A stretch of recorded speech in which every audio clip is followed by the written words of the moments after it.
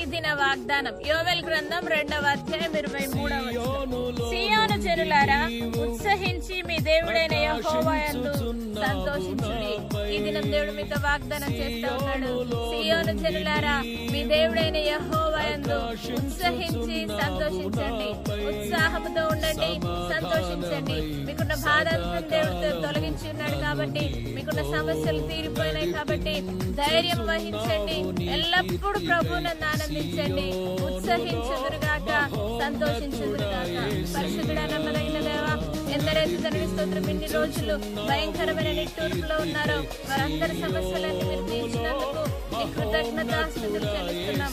ఎంతమంది అయితే ఇంకా బాధలలో దేవాని స్తోత్ర సమస్యల్లో ఉన్నారో వారందరిని మీరు బాగు చేయబోతున్నందుకు నీ కృతజ్ఞతాస్తుతులు యేసయ్యా. దేవని యందు ఉత్సహించి ప్రతి ఒక్కరు సంతోషించుదురుగాక. ఉల్లాసం ప్రతి హృదయంలో వచ్చినగాక. తిరిగి దాని పూర్వపు స్థితి ప్రతి కుటుంబంలో, ప్రతి గృహంలో, ప్రతి దేశంలో వచ్చునుగాక.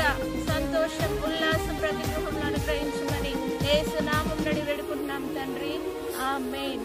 దేవుడు మీ గృహంలో సంతోషం, ఉల్లాసం ఇచ్చునుగాక. ఆమేన్.